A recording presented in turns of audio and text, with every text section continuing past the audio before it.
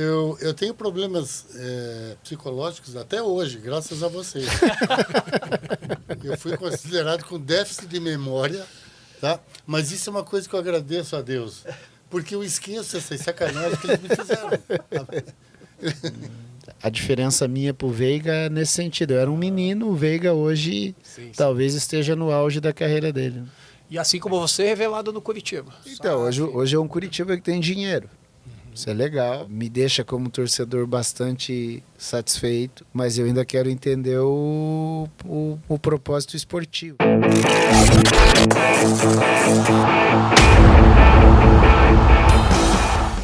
Olá, meus amigos, sejam muito bem-vindos ao programa O Outro Lado da Bola, com esse craque aqui, Levir Culpe, eu mesmo, Adriano, Silvio, nosso convidado, jornalista aqui do Bem Paraná. Desculpe, eu não entendi. Você falou craque, eu mesmo? Falei? Não, o craque era pra você. Você ouviu isso? Vocês ouviram isso? O áudio tá com problema. O craque era pra você. Mas mais craque ainda tá aqui com a gente hoje o Alex, jogador do Curitiba, do Palmeiras, do Cruzeiro, da Seleção Brasileira. Esse merece palmas, né? Obrigado. Eu falei, Alex, hoje nós vamos ter que resumir muito esse bate-papo, porque senão dá 5 horas de programa e teu carro vai ficar preso lá no estacionamento. Alex, Ou a gente troca. Seja muito bem-vindo. Obrigado, Adriano. Um abraço pro Silvio, um abraço ao Levi. Tenho acompanhado aí o sucesso do podcast de vocês. Para mim é um prazer estar aqui. Levir, dê o seu alô pra galera e pro nosso convidado. Eu? Não dá pra deixar pra depois, não? Pode ser também, fica à vontade. Dá um alô pra galera. Porque quando eu era técnico, ninguém queria falar comigo. Só queria me xingar. E agora querem falar comigo e eu tenho que dizer ainda boa tarde, bom dia. Tudo bem? Como é que vocês estão? Você é o ex-técnico, agora é paz e amor. Não, nós vamos fazer uma discussão aqui nesse programa. Vamos animar o programa. Uma discussão para animar o programa. Alex, vamos iniciar o programa falando um pouco desse teu novo momento, né? Porque o Alex, jogador, todo mundo conhece, claro que a gente vai falar um pouco disso também. Mas quando você se despediu do Curitiba em 2014, você usou uma frase do Falcão, né? O Falcão tinha dito que jogador morre 2 vezes, quando para de jogar e quando ele morre, né? Efetivamente. Mas você disse, não, eu prefiro pensar que ele nasce 2 vezes. Como é que tá esse Alex que renasceu, esse início de carreira de treinador? Como é que tá a vida? Tá vivendo a vida, né? O que eu costumo dizer é o seguinte, fora do profissional existe uma pessoa que tem família, tem esposa, tem filhos, tem amigos e conduzo dessa forma. Depois que eu parei aqui um pouco em casa, estudando e me imaginando voltar no futebol ali na frente, como aconteceu quando eu retorno treinando o Sub-20 do São Paulo. Então está sendo da maneira como eu imaginava que seria, né? Vendo a molecada crescer, participando das coisas da minha família. E eu sabia que em algum momento eu retornaria ao futebol, como acabou acontecendo. Foram 2 anos de São Paulo, né? Como é que foi essa experiência para você? Para mim, espetacular. Espetacular, porque eu nunca tinha dado um treino. É muito diferente da vida de jogador. A vida de treinador não dá nem para criar um comparativo. Eu costumo dizer que a única coisa legal do futebol é jogar bola, o resto é só problema. E tá aqui o Levi que não me deixa mentir, que é um dos mais vitoriosos que tem como treinador de futebol. É muito difícil, mas ao mesmo tempo é prazeroso. Para mim foi bom. Hoje eu consigo olhar o time de São Paulo, por exemplo. Tem vários jogadores que foram meus jogadores lá. Eu conheço a história deles muito certinho. Entendo bem como eles estavam no dia que eu cheguei como treinador e como eles estão hoje. Então eu sei da participação que eu tive aí naquele momento deles e que traz para o momento de hoje. E depois eu tive uma experiência a única, né, no Avaí, treinando a equipe profissional, que também para mim foi enriquecedor para entender mais ou menos qual era o funcionamento. Você se alguns, fica à vontade. Alex, me permita. Eu tenho uma pergunta para você. Agora que eu olhei assim para você, me lembrei, né, que você é canhoto. E eu queria que você me respondesse isso. Por que os canhotos chutam mais forte que os destros? Você tem uma explicação? É uma pergunta boa, não sei. Você tem uma explicação para isso? Não tenho. Mas você reconhece isso? Sim. Como é que pode? Sim. Qual é a explicação, né, médica, física, técnica? o canhoto normalmente bate mais forte do que o destro. E isso é louco porque eu acompanho a molecada hoje, né? Por causa do meu filho, e isso acontece desde criança mesmo. Molecadinha que usa o pé esquerdo, o chute dele sai mais forte que normalmente do destro. Mas o destro consegue treinar bem a esquerda. O canhoto tem mais dificuldade para treinar a direita. Né? Cara, eu acho que isso é meio lenda, sabia? Eu acho que isso é meio lenda. Eu conheço canhotos que usam bem o pé direito, eu acho que isso é muito mais individual. Eu conheço destros que a perna esquerda dele não serve para nada. Pra subir no... Eu acho que se você pegar e treinar e praticar e repetir, então, é óbvio que não vai ser igual, mas vai ser parecido. Eu, por exemplo, se eu chutasse forte como o Alex, eu podia aposentar a minha perna direita. Eu só chutando com a esquerda. O Levi estava me contando esses dias, ele disse que ele acordou de madrugada, lembra dessa? Com dor no joelho direito. E doendo, acordou a dona Marília. Pô, tô com problema no joelho. Ela falou, não, isso é coisa da idade. Ele falou, não é, o joelho esquerdo tem a mesma idade, tá bom? Não tá doendo. Isso é verdade. Não mentiu também. É mais usado, talvez. Alex, em relação ao teu trabalho na base, o que mudou da época que você fez base e como é hoje? Hoje a gente vê muita ciência aplicada ao esporte, né? Essa questão da análise de desempenho, né? E se isso, às vezes, esse excesso de informação tem que ser filtrado ou cuidado na hora de passar para os garotos para talvez não assustar, né? Porque hoje tem muita informação, né, sobre o futebol. Você pega ali um site de estatísticas, por exemplo, que eu trabalho muito para fazer as matérias, como o SofaScore, o Score, e às vezes se jogar isso para o garoto, às vezes se inibe ele, né? Que talvez o jogador precise, ainda jovem, estar mais solto em campo, né? Na verdade mudou tudo, né? A base que eu joguei é a mesma base que o Levi frequentou, não existe mais. A começar pelos profissionais que treinam os jogadores, né? Então, por exemplo, os nossos treinadores na época eram ex-jogadores, eram pessoas ligadas ao clube, tinham relação ali com a história do clube. Hoje não, hoje são profissionais de futebol. Alguns são ex-jogadores, outros não jogaram, chegaram no futebol ou através da análise de desempenho, ou chegaram através de próprio estudo. Então isso já é uma mudança. A mudança da regulamentação do contrato do jogador também alterou. Hoje um jogador com 14 anos faz contrato. Eles chamam de contrato de formação, mas já é um contrato. O que mais que mudou? Por exemplo, 80% dos meus jogos na base eram um fim de semana. Então eu dificilmente perderia a aula por causa do futebol. Hoje eles alteraram isso, tem muitos jogos em meio de semana. Então hoje o tratamento para um menino da base é um tratamento precoce, no qual muitos clubes ou o próprio futebol olha para o menino como um mini profissional. E hoje tem uma coisa, que hoje você conquista antes de mostrar algo. Então muitas vezes o clube é obrigado a oferecer um contrato para que não perca na multa rescisória ali na frente um possível talento. E esse talento ainda não comprovou nada. Então eu lembro que, por exemplo, quando eu estreiei, eu nem contrato profissional tinha. Nossa. Hoje é um caso raríssimo disso. Em 95 você não tinha contrato? Não, eu assino o contrato depois do jogo. Quem me sustentava naquele momento era a quadra e não era o Curitiba. Primeiro precisa mostrar que era bom, né? Você tinha que mostrar que tinha condição de jogar. Então isso mudou. Então assim, mudou o treinamento, mudou as obrigações, mudou como os campeonatos são distribuídos. Por exemplo, não existia campeonato paranaense na minha época, era só no Sub-20. Nós jogávamos aqui Copa Tribuna e Copa Gazeta do Povo. Ficava esperando o ano inteiro para você poder jogar Copa BH, Copa Londrina, Copa São Paulo. Hoje a CBF está tentando montar um campeonato brasileiro de Sub-15. Então a molecada hoje enfrenta outros estados, outros times de outros estados. Por exemplo, meu filho tem 13 anos, joga um sul brasileiro. Eu com 13 anos, o máximo que eu ia jogar era na Lapa. Então as coisas realmente mudaram, mas a precocidade relacionado a contrato, ela fez com que tudo isso se alterasse. Então hoje um menino de 16 anos que joga o Campeonato Brasileiro, por exemplo, você consegue acompanhá-lo na televisão. Na tua casa você acompanha. E a outra coisa é a velocidade das coisas, né? Eu, por exemplo, eu fazia um gol no domingo, se eu perdesse os programas noturnos de domingo e os programas do almoço de segunda, talvez eu não visse esse gol nunca mais. Hoje em dia não, né? Hoje em dia você vê o gol um minuto depois no celular, através de rede social.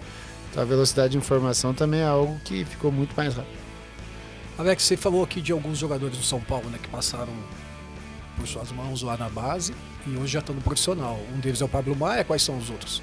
Beraldo jogava comigo. Hoje titulares do São Paulo, o Pablo e o Beraldo. Mas entra sempre o Juan, o Patrick entra às vezes, o Moreira entrava, acabou lesionando. O Felipe Negrucci, agora o Dorival Júnior tá colocando para jogar. O Luizão já jogou o São Paulo, já vendeu para Inglaterra. Marquinhos já jogou o São Paulo, já vendeu para Inglaterra. O Natan já veio emprestado para o Curitiba, agora acabou retornando. O Léo era um outro jogador que jogava muito com a gente. O São Paulo acabou emprestando ele pro CRB.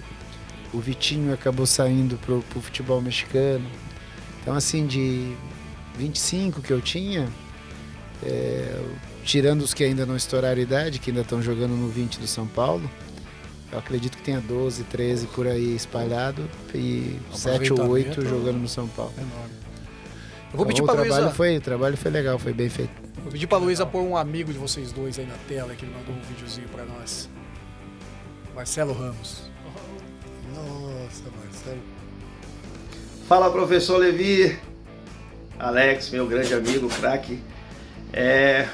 Poxa, Marcelo Ramos aqui falando, eu passando para primeiramente agradecer, né, todos os ensinamentos aí do professor Levi, junto com o Alex também dentro do campo. São muitas histórias, né? Cresci bastante como atleta com esses dois, principalmente com a camisa do Cruzeiro. E falando em Cruzeiro, teve um jogo que eu estava arrebentando ali em 96, artilheiro, ganhando Copa do Brasil. E um jogo lá, acho que contra o Uberlândia, eu fiz 2 ou 3 gols no Campeonato Mineiro e o professor Levi me chamou ali no vestiário, todo mundo me dando parabéns. Ele falou bem assim: Baiano, não jogou nada, taticamente foi uma merda, tem que melhorar bastante. E aquilo ali, assim, eu cresci muito depois daquele dia, porque não basta só fazer gols, né? Eu acho que o atacante tem que ser importante na parte tática, né? Junto com o grupo. E enfim, professor, o senhor me ensinou bastante depois daquele dia. E com o Alex, grandes histórias no Palmeiras. A gente chegou à decisão da Libertadores, não ganhamos, mas foi tempos ali maravilhosos. E no Cruzeiro nem se fala, né? Tríplice coroa. E eu concentrava junto com o Alex no mesmo quarto e tinha esses jogos assim chatos de 10 horas da noite, jogar depois da novela, concentração grande. Eu ficava com ele no quarto e ele queria dormir depois do almoço e eu não dormia depois do almoço. E aí Alex falou assim: Matador, vai dormir, deixa eu dormir, deixa eu descansar, senão a bola não vai chegar. Imediatamente eu saí do quarto, fui assistir filme com o supervisor Beneci e chegou no jogo à noite, ele sempre me deixava na cara do gol e eu conseguia marcar. Muito obrigado por tudo, a vocês, excelente programa aí e um abraço aí do Marcelo Ramos, tamo junto. Professor, eu dei um trabalhozinho pro senhor, mas graças a Deus eu conseguia resolver dentro do campo. Um abraço, fiquem com Deus. Pois é, Marcelo, é um prazer, que prazer, né? Eu tenho problemas psicológicos até hoje, graças a vocês. Eu fui considerado com déficit de memória, tá? Mas isso é uma coisa que eu agradeço a Deus, porque eu esqueço essas sacanagens que eles me fizeram. Que nada, cara, mas que jogador de bola, né? Esse era o Matador. Que Matandé, é brincadeira, é muito bacana de ver. De poder falar. O Alex, o Marcelo toca lembrar. num ponto ali importante, concentração, né? Aquela época, a concentração também era diferente da de hoje, não tinha o celular. E você, assim como o Levi, é um cara que gosta muito de leitura, né? O livro sempre foi um parceiro da concentração. E como é que você vê essa concentração de hoje? Não tem mais a resenha? Tá todo mundo mais isolado? Não, cara, depende muito. Aquilo que eu falei, nós temos que reconhecer a sociedade como ela é. O tempo vai passando, né, Zé? Os nossos filhos têm celular. Se os nossos filhos levarem o celular para uma mesa de jantar, também vai acabar a conversa. Então, na verdade, é o entendimento do grupo que você tem, dos jogadores que você tem, como esses jogadores foram educados. Uma coisa que pega muito é que a nossa educação, da nossa geração, era uma educação de rua. De você aprender a se virar com as coisas, porque seu pai e sua mãe trabalhavam, você tinha que resolver os seus problemas. Muitos dessa geração foram criados dentro de casa, pelos pais, pelos irmãos mais velhos. Então, muitas vezes, alguém solucionou o problema para eles. Então, a gente tem que ter entendimento do que a gente tem nos dias de hoje. Mas que não é a concentração que mudou. O que mudou foi a sociedade e a concentração está inserida nisso, né? Ninguém te chamava de Mauricinho, né? Não entendi. Ninguém te chamava de Mauricinho. Não. Comigo não Essa comigo fase não nós não aconteceu. passamos. Não, comigo não aconteceu isso. Até porque na nossa geração tinha pouco, né, Levi? Então quando o cara aparecia, ficava ali escancarado. O Caio Júnior, quando eu tava no Grêmio, né? Morava lá na Caverna e ele foi. E ele, como ele vinha estudava em colégio marista, em Cascavel, então ele já chegou lá com essa panca de Mauricinho, né? E o primeiro jogo fora, na concentração, depois do jogo e tal, ele estava no hotel e ele apareceu de pijama na frente da molecada. Pô, os caras arrancaram o pijama e queimaram o pijama dele. Mas isso existia muito, né? O que existia muito na nossa geração era um jogador que vinha da Europa. Levi pegou um que era fantástico, que era o Valdo, que aí na maneira de se vestir é diferente da maneira do brasileiro se vestir. Então, se o cara se vestisse daquela forma europeia e se comportasse bem, ninguém fazia nada. Mas se o cara se vestisse da maneira europeia e colocasse como se aquilo fosse maior do que a maneira brasileira, para esse cara sempre sobrava alguma brincadeira. E alguma roupa sempre ficava pelo meio do caminho. O Valdo é o meia da Copa de 90, né? Isso, 86 e 90. Não, craque, Foi jogador craque, do craque, Levi no craque. Cruzeiro, Ó, craque. baita No jogador. Botafogo jogador. também, né? Ele É, encerrou a carreira. no Botafogo. O último jogo do Valdo foi aqui na Arena da Baixada com o Levi de treinador. Então, você Botafogo veja como o futebol brasileiro é louco.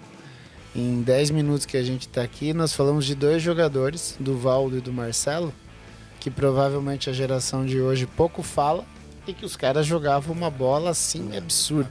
E sem contar o nosso Dirceu, né? Mas O Dirceuzinho, ele é de Curitibano. então, Curitibano. tem muita gente que a gente não cita e que os caras jogaram muita bola. Agora deixa eu pegar uma colinha aqui, ó. Não que precise, mas eu gosto de mostrar esse encarte da tua Esse despedida. cartezinho. Levi, Alex fez 421 gols, 403 assistências. Vamos pedir pra Luísa pôr aquele quadrinho aqui, ó. Você tá falando Dos jogadores sério, da atualidade. Se eu tivesse Os que mais tem gol. Se eu tivesse um currículo deles, cara, eu ia pra Europa. Nesse encarte tá errado, porque eu tenho 424 gols. Me roubaram 3 gols. Né? A própria comunicação Levi, do Curitiba. tão difícil fazer gol e os caras roubaram 3 gols mesmo. Vou pegar no pé do Chuck, ele que assina aqui como jornalista responsável. Maior Olha aqui, ó, os jogadores da atualidade, ó. Cristiano Ronaldo, Messi, Lewandowski, Luizito. E tudo atacante, né? Tudo atacante. Tudo atacante. Ou seja, o Alex como meia estaria ali entre os atacantes com o número de gols. Alex, hoje quem você vê aí meia, que tem característica próxima? A gente vê Próxima não acredito, mas tem bons meias que jogam dentro das características deles. Eu né? vi, inclusive, ontem o Acas postou no Instagram da Feber, que é a tua assessoria de imprensa, e a do Rafael Veiga também, fazendo um comparativo dos dois, né? Isso. O número de gols no Palmeiras, ele se aproximou ali de você.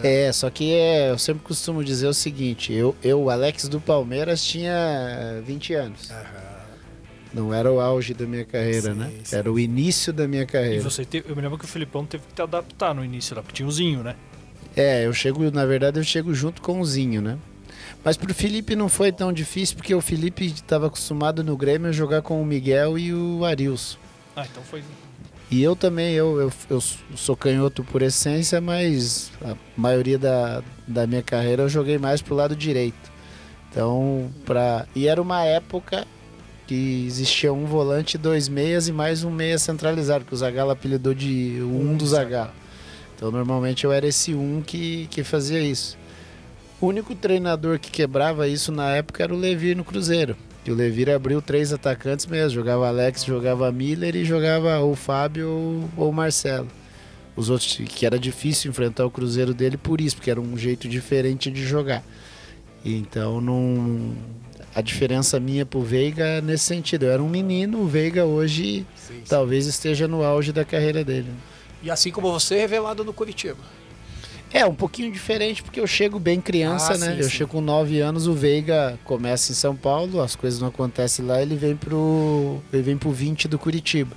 E aí o Pacheco coloca pra jogar no primeiro time e ele vai você, embora. você chega a jogar com ele, pelo menos Não, treino, eu, mas eu treinam ali treino, juntos, porque treino. é do Ele, final ele é um dos meninos que vai lá completar treino com a gente. Na Aham. época o Curitiba tinha um time B, porque tinha muito jogador, e eles dividiam. Aí num belo de um dia o Pacheco disse, cara, eu preciso de um meio e tal, vou puxar esse menino e vou meter pra jogar. Pôs pra jogar, e aí... Aí você já viu que tinha uma característica. Ele menino ali, todo mundo apostava nele, só que aquela coisa do Curitiba, né? Vou pôr pra jogar, não vou, fica titubeando, espera e tal, até ter um cara que tenha coragem e coloque. Esse cara foi o Pacheco que deu oportunidade pra ele. Ele jogou bem e acabou sendo vendido muito rápido. Eu não sei quantos jogos ele tem no Curitiba. Talvez ele tenha jogado, sei lá, 4 meses, 5 meses no time principal. E aí ele foi embora, né? Aí depois volta no Atlético, Vai joga bem bem no pra caramba. Atlético e depois Com o confirma Diniz, no... Alex, sabe o que me chama a atenção, assim? Nós estamos conversando, né? Você vê, olha, estamos conversando e olha como é que foi, olha o caminho. Por onde que o Alex passou, por onde que ele passou, assim, ele tem que driblar. Ele tem que driblar várias gerações de jogadores, entende? E tem por ali, um escapa, um vai para a seleção, um vai para a Europa. A maioria não consegue. Então, sabe, então é isso que eu digo. Nós tivemos uma sorte assim de passar em alguns times, né? Que quando a gente olha para trás, ele fala, como é que eu consegui fazer isso, cara? Como é que ele passou, né? É uma situação, é uma espécie de loteria. É. Sabe assim? Porque tem vários jogadores bons, quase o mesmo nível. Não, é o que o Alex tá falando, às vezes a agora oportunidade Mas um vai. tá aí na aposta de alguém, né? O outro que jogava menos é Rafael, né? Chegou a jogar com você Não, mas também. o Zé jogou, né? Olha o bem. Zé jogava comigo, no mesmo período que eu. Eu jogava, ele era o reserva. Sim. O Zé é aquela coisa que a gente já viu várias vezes, né? Põe o menino, poucos minutos. Aí você dá uma exigência pro menino que naqueles poucos minutos aconteça algo maravilhoso. A gente está vivenciando isso agora com o Curitiba. O Natanael já comprovou que pode ser jogador do Curitiba. Foi muito criticado nos últimos jogos aí de um ano ruim que o Curitiba está tendo. O que fizeram? Tiraram o Natanael, puseram o Diogo pegou o jogador mais rápido do ataque brasileiro. Um cara Bruno Henrique. consagradíssimo. E o menino fez 45 minutos ruins. Vai acabar com a carreira dele? Não, ele tem que aprender com aquilo ali. Sim. E muitas vezes esse tempo não é dado ao jogador. Alguns têm a sorte, que é o meu caso, o caso do Levi, de poder jogar e seguir. A própria história do Levi é assim, né? Pois é. Ele sobe com uma zaga dos caras mais velhos montada, o que ele pensa? Eu tenho que ir embora, porque senão eu não vou jogar. As oportunidades surgem para alguns, infelizmente não surgem para todos. Agora, teve algum caso que vocês acompanharam do jogador que era extremamente talentoso na base, daqueles que você fala, pô, esse cara vai ser um craque ou vai ser um. Você tem tempo para E ouvir? que se... Você Muitos, tem tempo para ouvir? Não, mas esse é o Muitos. principal. O principal é aquele que foi queimado e não se recuperou. Que vocês viram assim, pô, que o cara, que o profissional traumatizou ele e ele nunca teve a carreira que merecia. Eu, por exemplo, quando eu tô na base, eu sou nascido em 77, então eu pulava etapas, eu jogava com meninos até 73, eu cheguei a jogar. Os dois meninos que eram os meias titulares na minha geração, era um menino chamado Robson Paiva e um outro chamado Dirceu. Eles eram os feras. E eles iam em seleção brasileira de 15, de 17, de 20. E eu sempre na rabeira deles, esperando. Eu era o mais novo. Eles eram os caras. Só que na hora de jogar no time de cima, deram a eles 10, 15 minutos. Eles não jogaram. E qual foi a minha sorte? O Carpegiani me coloca, eu pego na bola 2 vezes, acho 2 passos, nós fizemos 2-0. Eles não tiveram a mesma sorte que eu. Então, naquele brasileiro de 95, eles também jogaram, eles também participaram, eles também foram importantes. Só que na rodada para 96, o clube já achou que esses jogadores não serviam. Então, eles acabaram sendo liberados. Mas entre 13 e 20 anos, pois, os caras eram jogadoraços. E, por exemplo, o mais novo que eu vi, que é amigo nosso, estava com a gente esse final de semana, que era o Castor, que até 16, 17 anos era gênio. O Castor estreia num Curitiba e Paraná, em Paranaguá, com, sei lá, 15 anos de idade. E não sei se ele chegou a jogar no time principal do Curitiba, não tenho essa informação, não tenho essa lembrança. Mas eu lembro que quando eu saio pro Palmeiras, todo mundo pode ir embora, porque o bom tá vindo aí. E infelizmente na transição a coisa acabou não acontecendo. Alex, você optou por vir para o Curitiba, jogou os últimos 2 anos no Curitiba e também sofreu algo que a gente está sofrendo aí hoje, que é essa luta contra o rebaixamento, né? Como é que você está vendo esse Curitiba? Tem esperança ainda, pelo que você vê do time jogando?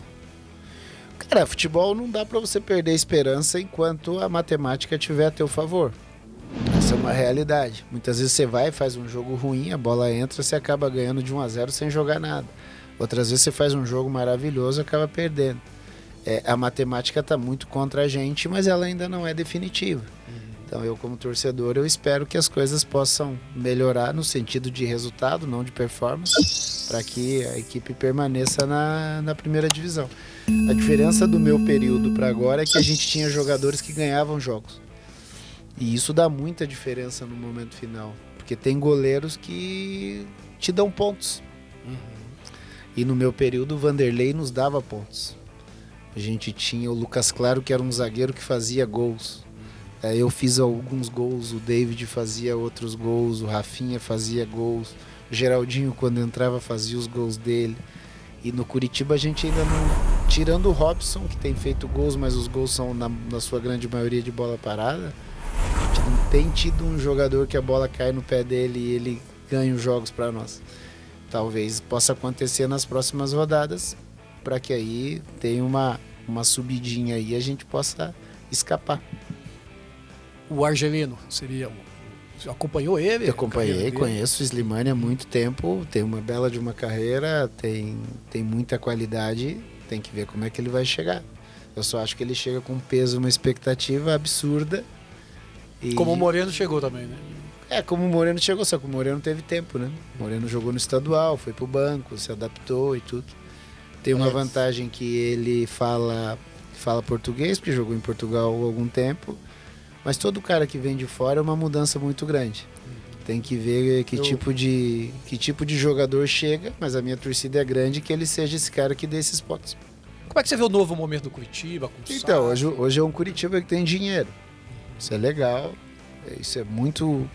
Me deixa como torcedor bastante satisfeito, feliz, mas eu ainda quero entender o propósito esportivo, porque é Curitiba Futebol Clube.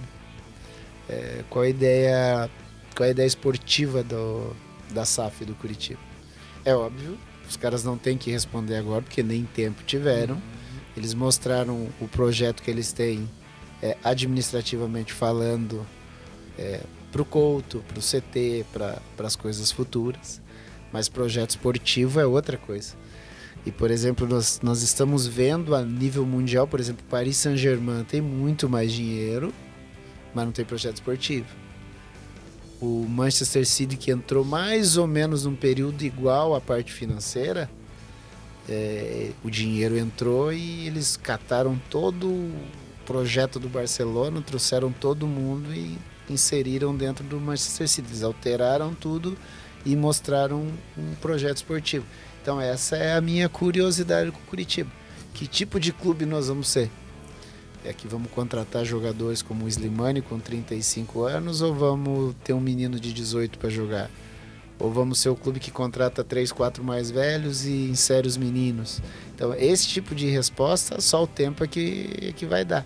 Infelizmente, a chegada deles é num momento ruim de Campeonato Brasileiro, mas como é um projeto longo, independente do que acontece esse ano, na frente a gente tem que ver esportivamente qual é a ideia desse pessoal. E por falar em menino e SAF, o Alex de certa forma ajudou a SAF do Coxa a ganhar um dinheirinho aí. Tá saindo uma transferência, ainda não foi confirmado, do Thiago Dombrowski pro Clube Bruges da Bélgica por 3,3 milhões de euros. E o Alex foi importante na formação do Dombrowski, porque ele estava encostado aqui no Coxa. O Coxa não queria, o Alex puxou ele lá para a base do São Paulo e isso acabou recuperando. Porque eu conhecia o Thiago desde criança, né? Conheço o Thiago desde que ele jogava com o Tostão, quando ele era, sei lá, tinha 11, 12 anos. E quando eu vou para São Paulo, eu começo a ver as carências que tinham no time. E fiquei sabendo que o Thiago estava dispensado do Curitiba, que o Curitiba não o queria mais. Não sei quem é que estava na época, não queria. É o Naor Malaquias, que era a pessoa que que cuida do Thiago, eu entro em contato com ele, a gente troca uma ideia e o Thiago acaba indo para São Paulo. Faz um ano muito legal com a gente, acaba retornando pro Curitiba e seguiu a vida dele depois. Foi emprestado para Azures, eu acho. para a Portuguesa Santista. E depois da Portuguesa Santista foi jogar o Paranaense no Azures e foi seguir o caminho dele até o momento que ele teve a chance dele de jogar no clube. De novo é aquela coisa, um menino formado em casa. Só que você veja como é louco, né? Eu fui fazer a minha primeira licença, eu fui fazer no Curitiba um estágio em 2018. Eu fui fazer um estágio na Sub-15. E todos dentro do clube já diziam que, pô, o Thiago é bom, o Thiago é bom, o Thiago é bom, o Thiago é bom, o Thiago é bom. Ele estreia só em 2023. Nossa. Então, esse processo todo, às vezes, para o menino da base, é um pouco mais demorado. O Outro Lado da Bola é um programa que a gente faz aqui no estúdio do Bem Paraná, uma parceria nessa segunda temporada aqui com o Levi Coupe. E o Bem Paraná, ele fez uma eleição dos 40, ele fez 40 anos agora recentemente, e aí fez uma eleição dos 40 anos do futebol paranaense, no qual 40 pessoas, entre jornalistas e jogadores, enfim, votaram nessa eleição. Eu fui um dos convidados, agradeço aqui ao Silvio, que coordenou toda essa pesquisa. E o craque, não só está entre os 11, mas o craque dessa seleção foi o Alex, né, Silvio?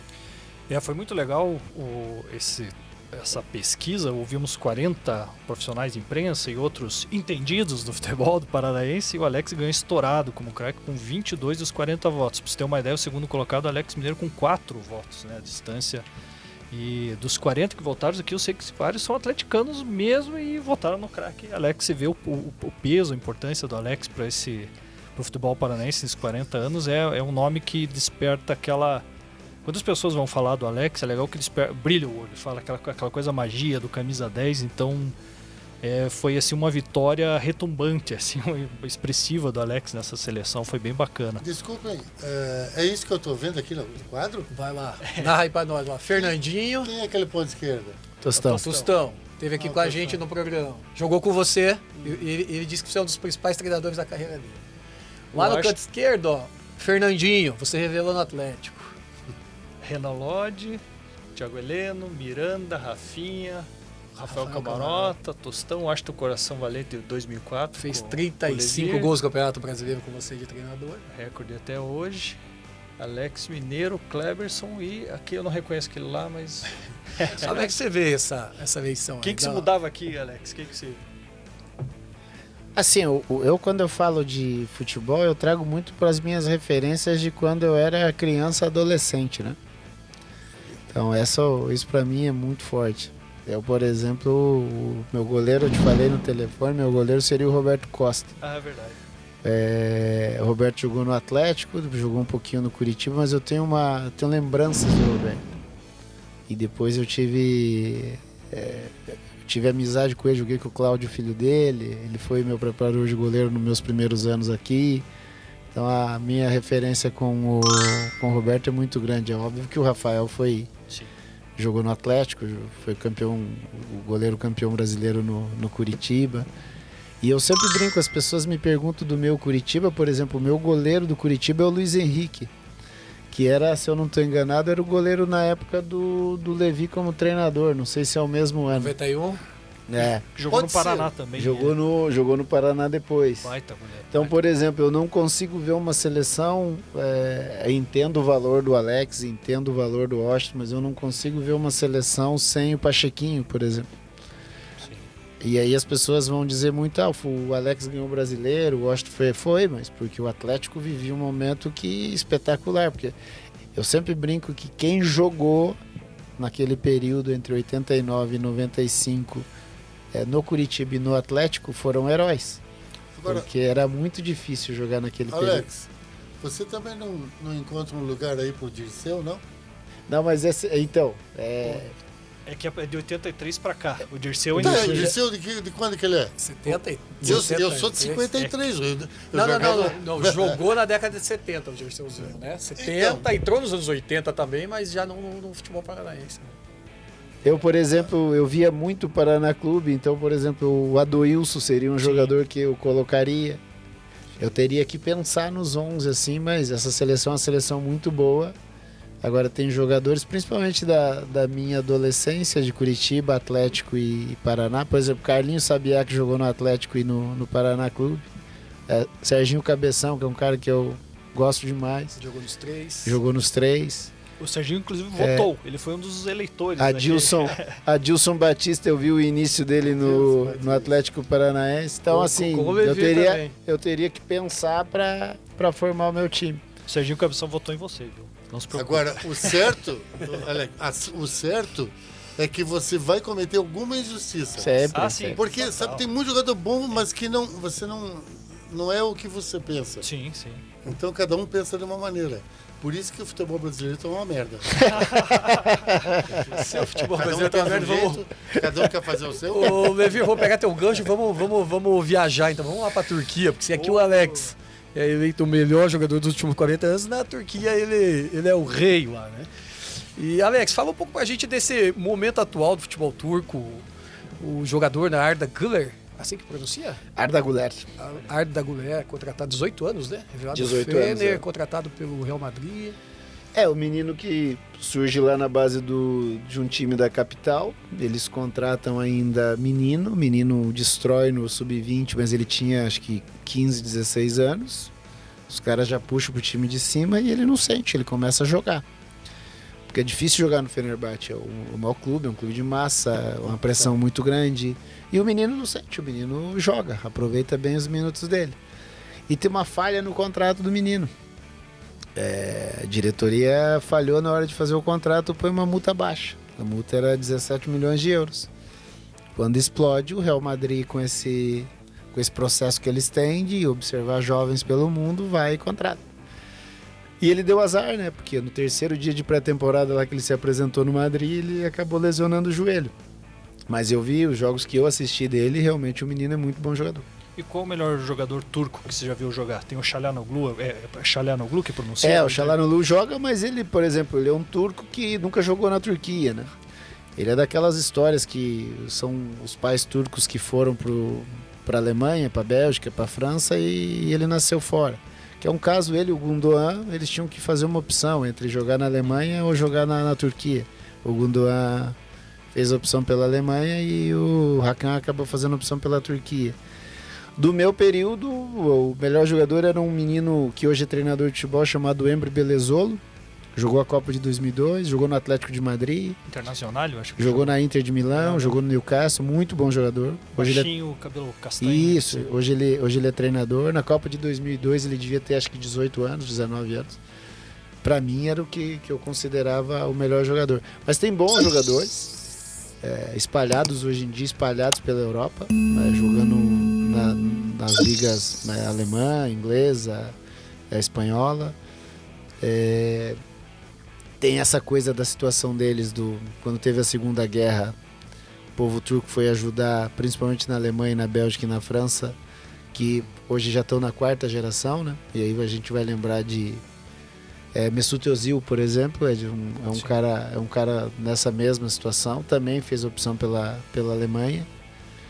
Então, assim, é um futebol muito pegado, de uma paixão muito grande, no qual eles adoram o jogo, né? É o principal esporte, assim, a participação deles é muito grande e tem bons jogadores espalhados aí pelo futebol mundial. Agora eu conheço um cara que estreou no profissional lá na Turquia contra o Fenerbahçe e não tremeu. Eu? Vocês sabiam essa ou não? Sou eu? Levir Coupe. Primeiro jogo do Levir Coupe pelo Curitiba como profissional, e aí quero agradecer com os Helênicos, o Alan que mandou essa pesquisa pra gente. Levir, foi um jogo que você jogou fita azul, 2-0 Curitiba em cima do Fenerbahçe. Pois é, o que vocês têm a dizer sobre isso? Quem fez os você não tremeu, sabe? Eu não quero falar. Ou foi do Leocádio e Zé Roberto. Eu sou muito Leocádio humilde. e Zé é moleza. Eu sou um cara muito humilde, eu não quero nem falar sobre isso. O que é isso, cara? Então, era um timaço, né? Ô Alex, esses dias Bom, pra quem não sabe, eu sou um dos produtores do filme do Alex, né? Então a gente esteve junto na Turquia, conheci a estátua, tô aqui com uma camisa que ele me presenteou. Então eu conheço, li o livro do Alex, conheço a carreira do Alex desde muito cedo. Primeira Copa América dele em 99 no Paraguai, eu fui como jornalista. E a gente escutou a final, Curitiba e Paraná Clube. Sofremos. Você lembra? No quarto do hotel da Rádio Clube. Sofremos. Que é onde dava pra gente ouvir o jogo. Aquele dia. Gol do Darcy. Gol do Darcy no finalzinho. Quebra do jejum ali, 10 anos de fila. Abelão, né? Então você veja, eu conheço bastante a história do Alex e esses dias eu tava num restaurante, conheci um mineiro lá, o Bruno, torcedor do Cruzeiro, ele falou, eu vou te contar uma história do Alex que você não sabe. Falei, cara, pode até ser, me surpreenda, porque realmente eu conheço, né? E aí ele me contou uma história, a esposa dele é uma ginasta que foi campeã mundial, e ele me falou que você, quando estava no Cruzeiro em 2003, você deu um apoio para que isso se concretizasse. Eu vou pedir até para a Lu pôr aqui o vídeo. E, ó, essa é a Carol. Eu lembro muito da angústia dos dias que antecediam os campeonatos. Além do comprometimento com os treinamentos e com a rotina de um atleta de alto rendimento, nós tínhamos que ir em busca de patrocínio. Agora imagine, dedicar horas e horas no ginásio sem ter a certeza que a gente iria. E não por falta de qualidade técnica, e sim por falta de recurso financeiro. Faltava menos de 2 semanas para a gente embarcar para o campeonato mundial no Japão e a gente não tinha todo o dinheiro. A gente resolveu então fazer uma grande faixa, enfrentar o sol e o asfalto quente para pedir dinheiro no sinal. Foi quando um carro da Globo passou e no dia seguinte eles retornaram para fazer uma gravação, uma reportagem com a gente. E foi através dessa reportagem que o Alex teve acesso à nossa história e se tornou um anjinho aí para todos nós. Este ano, eu fiquei em 3º lugar no individual feminino e no ano seguinte eu consegui subir no lugar mais alto do pódio. Eu me consagrei campeã mundial no individual feminino e vice-campeã na categoria trio. Então aqui eu gostaria de deixar meu agradecimento super especial para esse cara de sorriso largo que todos conhecem, de um coração maior ainda. Alex, você mudou a minha vida e eu serei eternamente grata por esse episódio e também por todos os gritos de gols, abraços em desconhecidos no Mineirão e todos os títulos que você trouxe para o nosso Cruzeiro. Muito obrigada. Essa é a Carol, atleta, e aí tem a professora Kátia. Ela vai explicar a única condição que você colocou para poder dar esse apoio. Eu assim, não acreditava, não sabia como que agradecer e tudo, e ele ligou para mim e falou assim, tem 2 condições. Primeiro, que eu quero conversar com os meninos. Segundo, que eu não quero que divulgue para ninguém. E aí eu já pensei assim, poxa, achei que ele queria fazer uma propaganda, né, e tudo, assessoria de imprensa. Não, gente, eu não quis nada. E eu levei os meninos foram, levei os meninos para a toca. Ele conversou com os meninos horas, quis saber tudo, explicou a história de vida dele no esporte, apresentou pra gente a esposa dele que estava grávida, uma fofa. Você fez muito mais do que dar um dinheiro, que dar um patrocínio.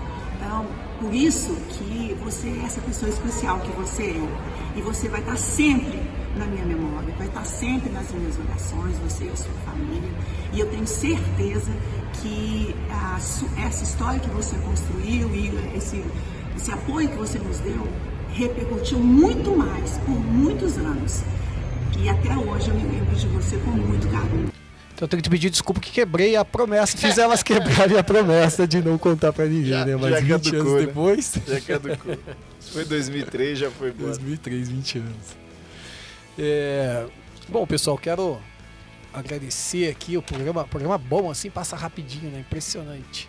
Mas quero agradecer aqui a presença do Alex, deixar o Silvio com suas considerações finais também. Silvio, meu centroavante, Adriano. É mesmo? Silvio, meu centroavante. Fez gol? Tem imagens aí.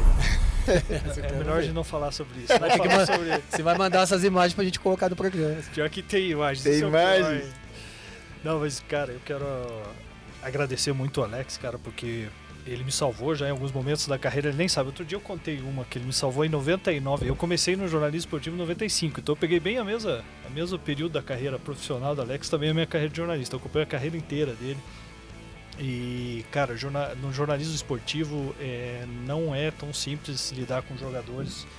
O Alex é um cara fora de série, um cara que te atende sempre que possível, com educação, com inteligência. Pô, é fácil entrevistar o Alex, porque sai respostas, enfim. E é gente boa, né? Por exemplo, eu não tenho, assim, você vai entrevistar o Regis, por exemplo, goleiro do Paraná. Pô, o cara mais mala que eu já conheci na minha vida. Você pode ser gente boa com vocês, mas comigo, meu Deus do céu. E o cara, assim, eu sou capaz de votar nele como um dos melhores goleiros da história do Paraná. Mas não levo pro lado pessoal, né? Mas o Alex me recebeu na casa dele quando ele tava no Palmeiras, já aqui em Colombo, conheci os pais dele, os irmãos. E, cara, ele sempre foi assim, me salvou lá em 99 na Copa América, meu chefe que tava querendo me matar, que eu não conseguia entrevista com nenhum jogador da seleção. O Alex me deu uma entrevista do corredor lá do hotel, me salvou, cara. E sempre foi assim, o cara, independente de onde ele tava, ele sempre tratou a gente bem, com inteligência, com educação. E, pô, eu sou muito fã do Alex por tudo que ele representa, não só dentro de campo, fora de campo. O cara, 10 mil, sensacional. Professor Levi, por favor, Bom, depois sua despedida. Depois desse derrame de elogios, eu não posso nem falar nada, não, Alex, não tem mais o que falar. Foi tudo, ele falou tudo. O combinado era eu elogiar e você dar umas cutucadas. Pois é. Eu concordo, eu só concordo. Alex, a gente vamos lá. agradece aí sua presença. Nada, eu que agradeço. Eu que agradeço, desejo sucesso para vocês. Como eu falei no início aqui, eu já vi alguns episódios. Comentou lá no Instagram. Sim, eu vi do vídeo do Tostão Luizão. que, pô, sou apaixonado pelo Tostão, eu acompanhei de perto. Eu vi a história do time de 91, porque eu era moleque no Curitiba e sofri com aquele time. Sofri com aquele jogo lá em Campinas.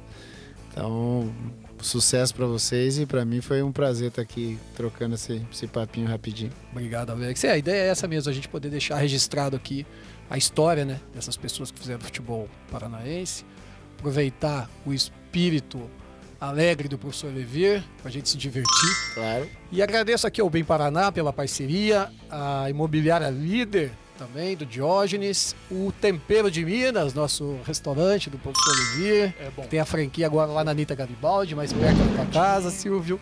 Show de bola.